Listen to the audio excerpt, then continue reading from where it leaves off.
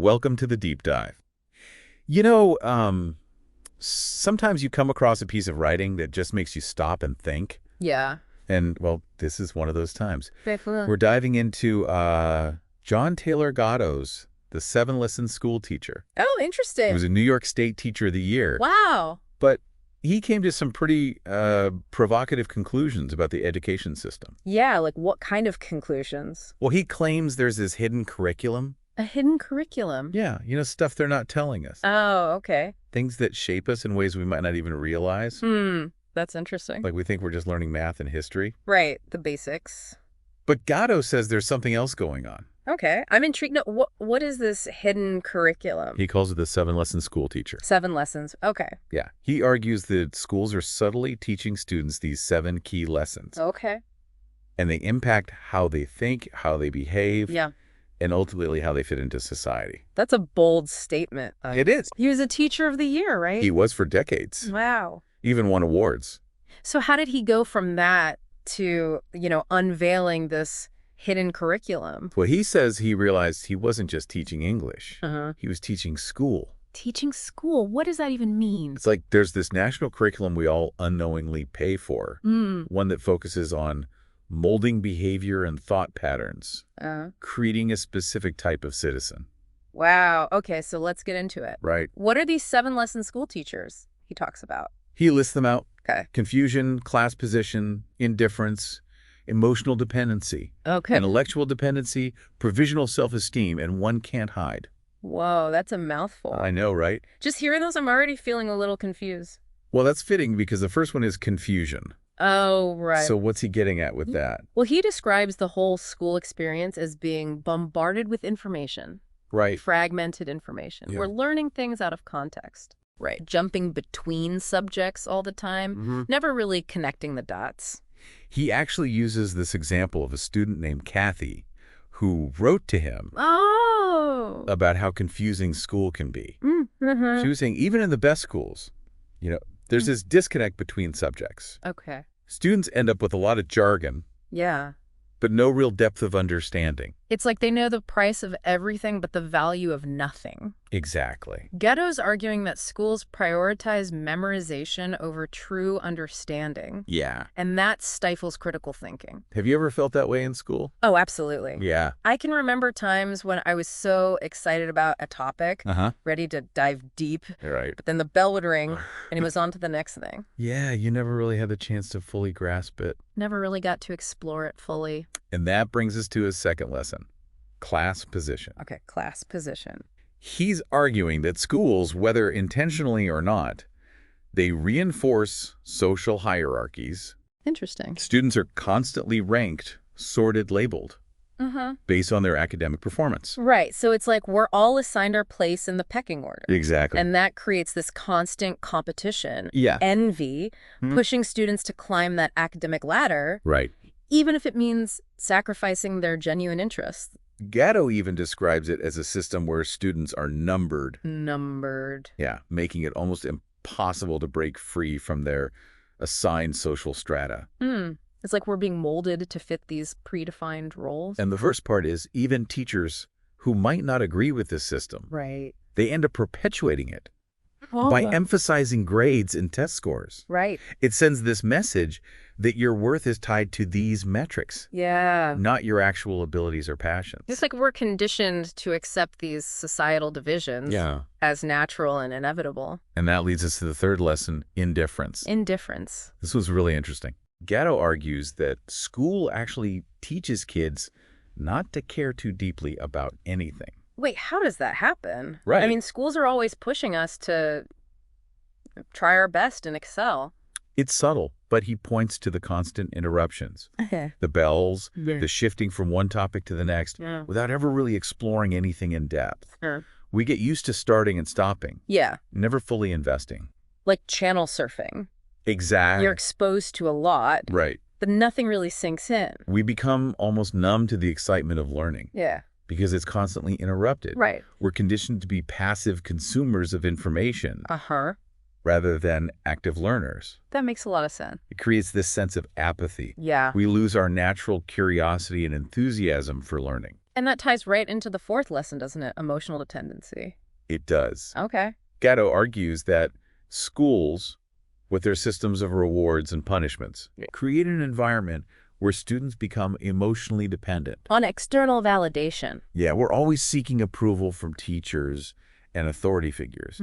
Our self-worth becomes tied to their judgment. Right, not our own internal compass. He gives this really powerful example of how he would manipulate students Oh, wow. into seeking his permission for even basic needs, like getting a drink of water.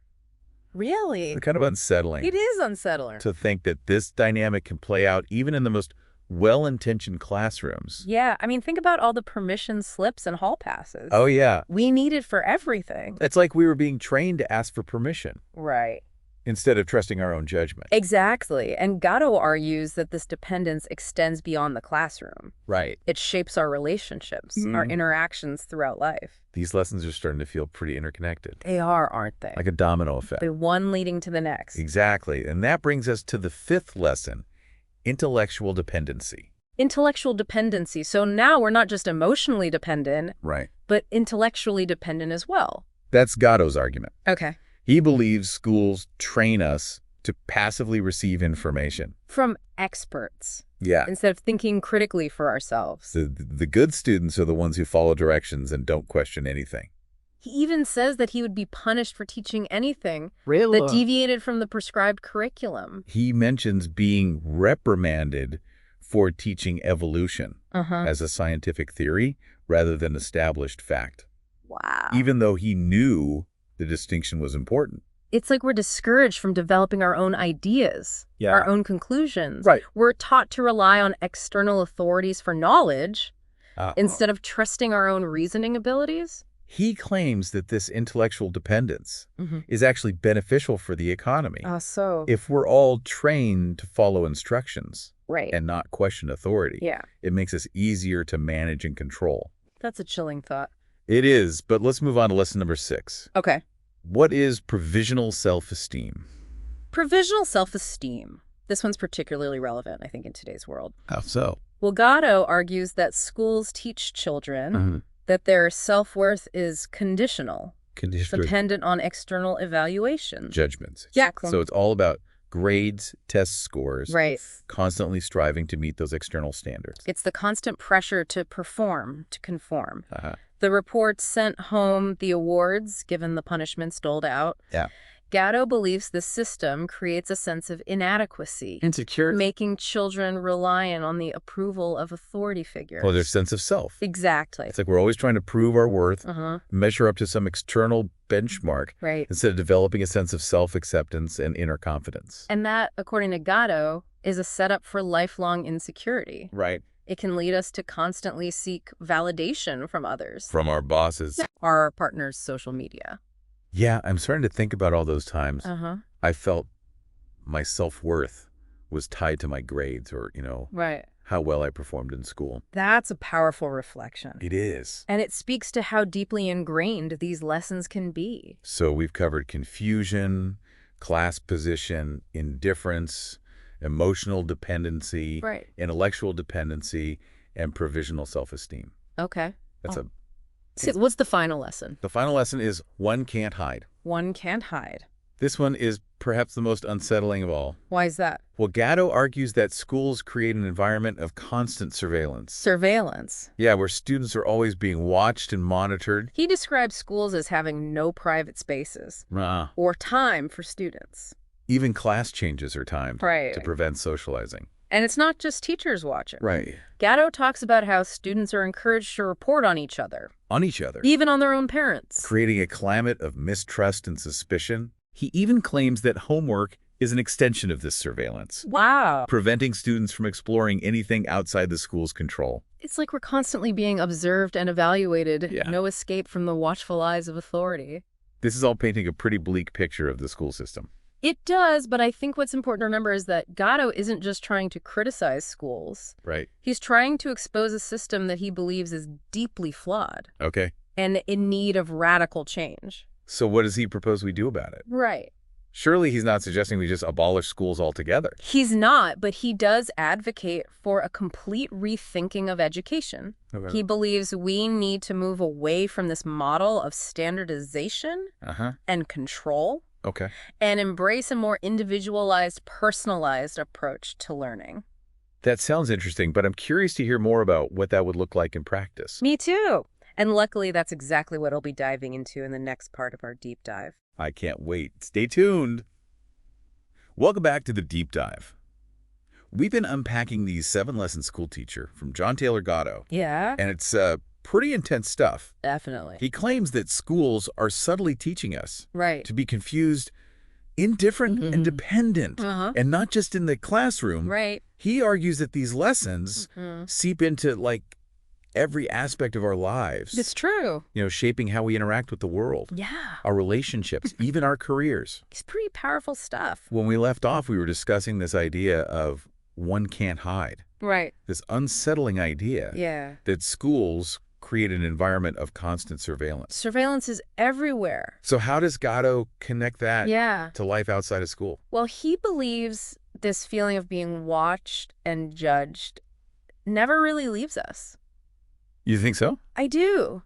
Think about it. Like, how many times have you held back an opinion? Oh, yeah. Or avoided doing something because you were worried about what others would think? All the time. See? It's like we're conditioned to seek approval and conform to social expectations. Right. Even when we're adults. Gatto argues this is by design. By design. He believes the structure of modern schooling is meant to produce citizens who fit neatly into a society where conformity is valued over individuality. Okay. I can see how some of these lessons might contribute to that. Right. But is he saying there's some grand conspiracy to create a population of obedient robots? That sounds a bit extreme. It does, right? I mean, he doesn't frame it as a conspiracy. Okay. But he does point to historical events. Like the Red Scares of the late 19th and early 20th century. These were times of widespread fear, of social unrest and revolution. A lot of upheaval. So he's suggesting that compulsory education was in part a way to control the masses and maintain social order. It's one of his arguments. Okay. He believes that before mass schooling became the norm, people were generally more self-reliant and independent. I can see that. They had to be. Right. They learned by doing, by apprenticeships, by being part of a community. So he sees a direct connection between the rise of standardized education and a decline in those qualities. Exactly.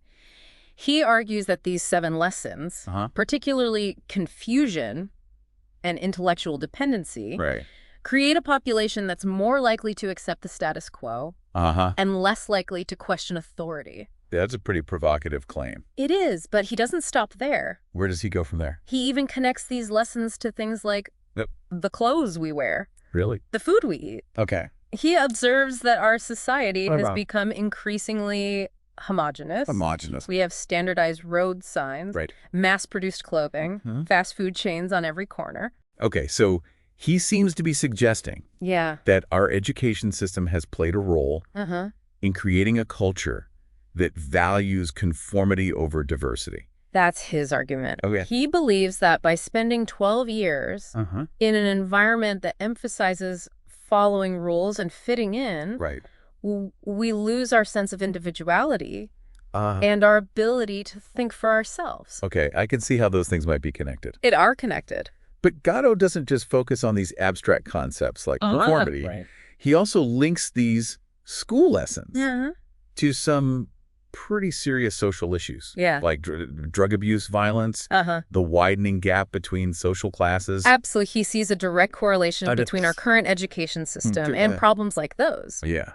So he argues that these issues are made worse by a system that doesn't equip students with the critical thinking skills and the emotional resilience needed to navigate, the complexities of modern life. That's right. Instead of empowering students to become self-reliant and capable adults, school often fosters a sense of helplessness. And dependence.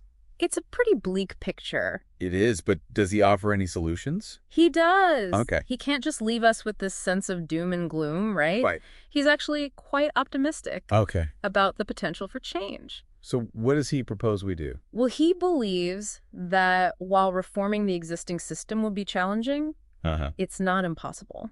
So what's his alternative? He envisions a more decentralized, personalized approach to education. Okay. He calls it a free market of education. Free market of education. Where families and students have more choices. What would that look like? He points to examples like family schools. Okay. Small entrepreneurial schools. Religious schools. Okay. Even vocational schools focused on crafts or trades. So instead of this one-size-fits-all model, right, he's advocating for a more diverse educational landscape. Precisely, he believes that allowing families to choose the type of education that best suits their children's needs and interests would lead to more engaged, motivated learners. It's a compelling idea. It is. But wouldn't that just exacerbate existing inequalities? That's a valid concern. Right. Wouldn't wealthier families have access to better educational options? Right, while poorer families are left behind. That's a valid concern, and Gatto acknowledges that creating a truly equitable system would require careful consideration and safeguards. Like what? He suggests things like vouchers or tax credits to help level the playing field. That makes sense, but I'm still wondering about those essential skills he mentioned. Right. How would students learn those in such a decentralized model? Gatto argues that basic skills can be learned more quickly and effectively when students are motivated and engaged. He emphasizes the importance of tapping into children's natural curiosity and allowing them to learn in real-world settings. So instead of confining them to classrooms, he's suggesting we encourage them to explore the world around them and learn by doing. Exactly. He sees tremendous value in apprenticeships. Where students can learn practical skills from experienced mentors. He also highlights the importance of family and community involvement in education. Arguing that learning should be an integral part of life, not something that's segregated and confined to institutions. It's a powerful vision. It is. A world where education is more personalized, more connected to the real world, and more focused on nurturing individual potential. But Gatto doesn't shy away from the challenges. Okay. He recognizes that dismantling a system as deeply ingrained as compulsory schooling would require a massive shift in our thinking and a willingness to embrace new approaches. It's a lot to take in. But even if we don't agree with all of Gatto's ideas, his critique of the current system raises some important questions. Yikes. Are we really educating our children to be best versions of themselves? Oh, that's a good question. Or are we, as he suggests, unintentionally hindering their growth and potential? That's the million-dollar question. It is. And I think that's what makes Gatto's work so valuable. It challenges us to examine our assumptions about education. And to consider the long-term consequences of the choices we make. It's a call to action. It is. A reminder that we all have a role to play in shaping the future of education. But what can we as individuals actually do? I mean, Gatto's ideas seem so radical. So far-reaching. That's a great question, and luckily that's exactly what we're going to explore in the final part of our Dip Dive. I'm eager to hear more. Me too. Let's dive back in. Welcome back to the Deep Dive. We've been exploring John Taylor Gatto's ideas about the hidden curriculum in our education system. And frankly, it's been a bit of a mind-bender. It really makes you think. It does. About things you might have just taken for granted. About how school works. And in the last part, we touched on his vision for a free market of education. Yeah, a very different way of thinking about education. It is, and I have to admit, the idea is intriguing. I agree. But it also sounds a bit chaotic. I can see that. How would we ensure quality and fairness in a system like that? That's the key question. Gatto emphasizes that this wouldn't be a free-for-all. He envisions a system with safeguards in place. Like what kind of safeguards? Well, he mentions things like vouchers or tax credits. To give families more choices, regardless of their income. So even with more freedom, there would still be a role for government to ensure equal access to quality education. To make sure things are fair. But what about those essential skills we keep talking about? Yeah, like reading and math. How would students learn those in such a diverse system? Well, Gatto argues that those skills, while important, aren't as difficult to learn as we might think, especially when kids are genuinely engaged and interested. So he's saying it's not about drilling facts and figures. Not just that. But creating environments where learning happens organically. Exactly. Through real-world experiences. He's a big proponent of apprenticeships, where students learn by doing, side by side with experienced mentors. So it's like learning a trade. Exactly. Or a craft. It's about hands-on experience. That makes a lot of sense. Yeah. It reminds me of how much I learned just by helping my grandparents in their garden. Oh, nice. Or tinkering with my dad in the garage. That's great. Those weren't formal lessons. Right. But I absorbed so much. Exactly. Those informal learning experiences can be just as valuable. Okay. If not more so. Than traditional classroom instruction. And Gatto wants to see a world where education isn't confined to institutions.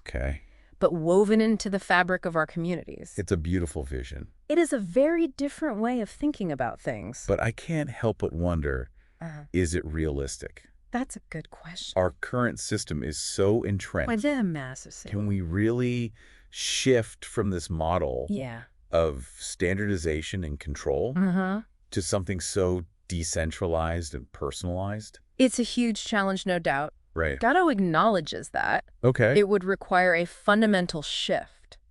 In our thinking. About education. Right. But even if we can't overhaul the entire system overnight. Right. Are there things we can do on a smaller scale? I think so. As parents, as educators, as members of our communities? Absolutely. Gatto's work is a call to action. Okay. He urges us to start by questioning the assumptions. The assumptions we hold about education. Like what? Well, are we prioritizing grades over genuine learning?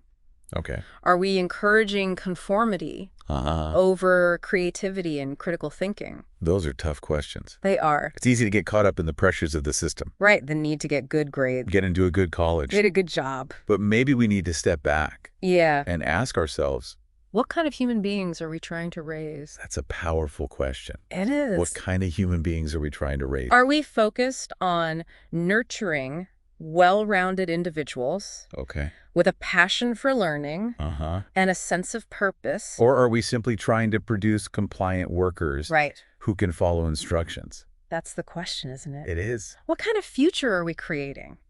These are some serious questions to ponder. Yeah. I know I'm going to be thinking about them a lot as I raise my own kids. Yeah. But what about those of us who aren't parents or educators? Right. What can we do to support Gatto's vision? Well, we can start by valuing education in our communities, supporting local libraries, museums, after-school programs. We can volunteer our time to mentor young people, share our skills and passions, create opportunities for hands-on learning. We can also advocate for policies that promote educational choice and innovation. So it's about changing the culture. Yeah. Recognizing that education isn't just the responsibility of schools. It's a collective effort. That's exactly right. And that's what makes Gatto's work so powerful. It is. It empowers us to see ourselves as agents of change, even if we're not directly involved in the formal education system. We can all make a difference. Gatto's ideas are certainly challenging. They are? But they're also incredibly inspiring. I agree. It's a reminder that we have a choice in the kind of world we create for our children. That's a powerful message. Whether we fully embrace Gatto's vision or not, his work prompts us to think critically about the purpose of education and the impact it has on individuals and society as a whole. It's been an eye-opening deep dive. It has. And I have a feeling these ideas are going to stay with me for a long time. Me too. And I hope our listeners will join us in reflecting on these important questions. Yes. What kind of education do we want for our children? What kind of society do we want to create? Those are the questions we need to be asking. That's it for our deep dive into John Taylor Gatto's Seven-Lesson Schoolteacher. Thanks for joining us. Thanks for listening.